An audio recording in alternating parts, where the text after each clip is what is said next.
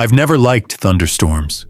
There's something about the way the sky turns black in the middle of the day, how the wind starts to sound like it's whispering through the cracks of your house. But after what happened that night, I don't just dislike storms, I fear them. This happened about 2 years ago. I was home alone while my parents were visiting relatives out of town. It was late summer, and the forecast had warned about a severe thunderstorm rolling in sometime after midnight. I didn't think much of it at first. Around 11 p.m., I was in my room playing games on my laptop when I heard the first distant rumble of thunder. It was low, almost like something dragging across the sky. Then the rain started. Not light rain, but heavy, aggressive rain that slammed against the windows. Within minutes, the wind picked up so violently that tree branches were scratching against the side of the house. I remember thinking it actually sounded kind of relaxing. That changed quickly. Around 12:30 a.m., the power flickered once, then twice, and finally went out completely. The house fell into total darkness. I grabbed my phone for light and went downstairs to find a flashlight. The only sound now was the storm, thunder cracking every few seconds, shaking the walls. As I was heading back upstairs, I heard something, a knock. It was faint, almost lost in the sound of the rain. I stopped halfway up the stairs, listening.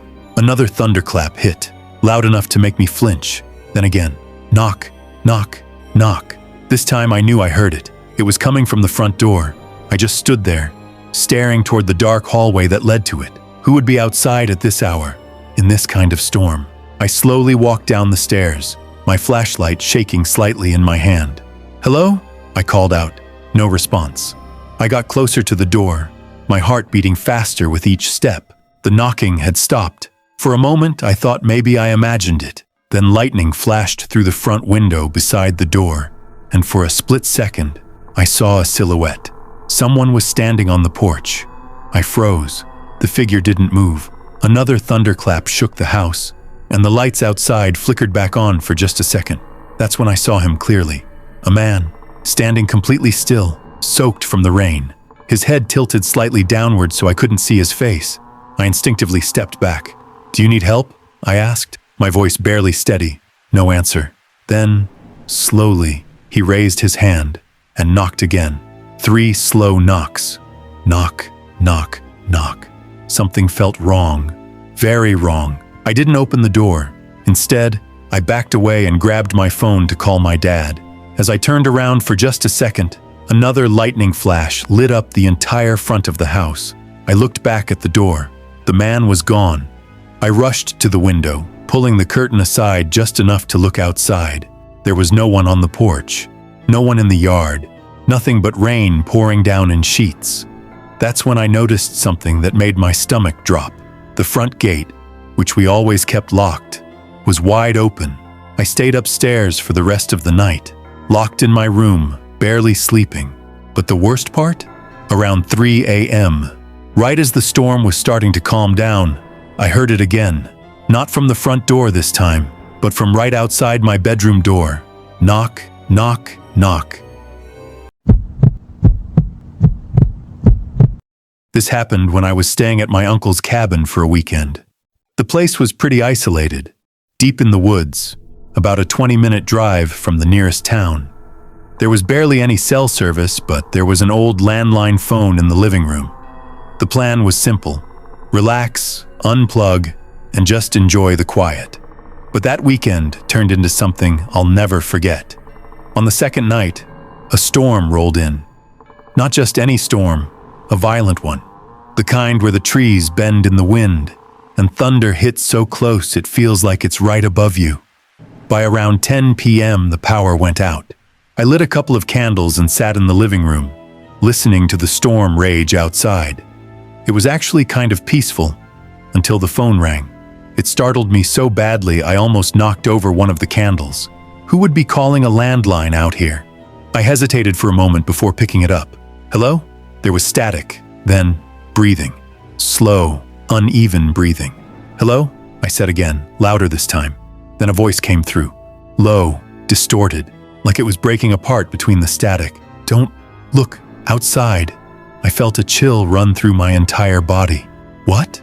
I asked. The line went dead. I just stood there, holding the phone, trying to process what I just heard. It had to be a prank, right? But who would even know I was here? I slowly placed the phone back on the receiver. Then, almost immediately, it rang again. This time I didn't want to answer it, but after a few seconds, I did. Hello? The same static, the same breathing, then the voice again, clearer this time. It's watching you. I hung up instantly. My heart was racing now. I tried to laugh it off, telling myself it was just some kind of interference or crossed line. Then lightning flashed, lighting up the entire room. And for a split second, I saw something outside the window, a figure standing just beyond the glass. I froze, slowly. I turned my head toward the window, but it was dark again. I didn't want to look. I remembered what the voice said. Don't look outside. The phone rang again, louder this time, more aggressive. I didn't answer. It just kept ringing, over and over, until finally it stopped. The silence that followed was worse than the ringing. Minutes passed. Then, out of nowhere, a loud bang hit the side of the cabin. I jumped to my feet. Another bang, this time from the back door. Someone, or something, was hitting it. I grabbed a flashlight and slowly made my way toward the kitchen. The banging stopped.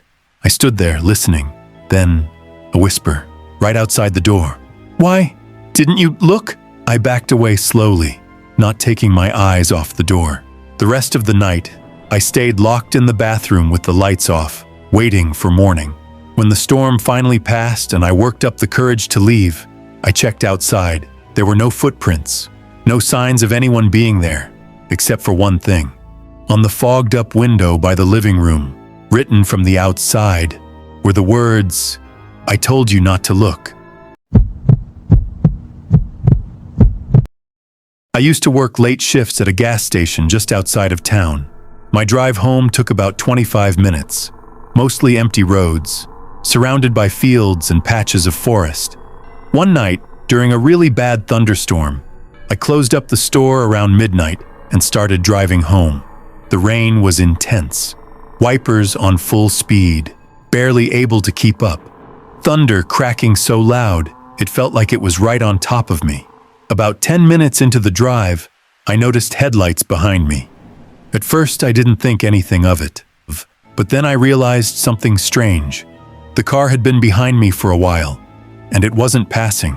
Even when I slowed down, it slowed down. When I sped up, it stayed right behind me. That's when I started to feel uneasy. The road I was on was completely empty otherwise. Just me and this car. Lightning flashed, illuminating the road for a brief second. I glanced in my rearview mirror. The car behind me looked old, maybe a dark sedan. I couldn't see the driver. Then, the headlights turned off. Just like that, the car disappeared into the darkness behind me. My heart started pounding. I sped up, gripping the steering wheel tighter.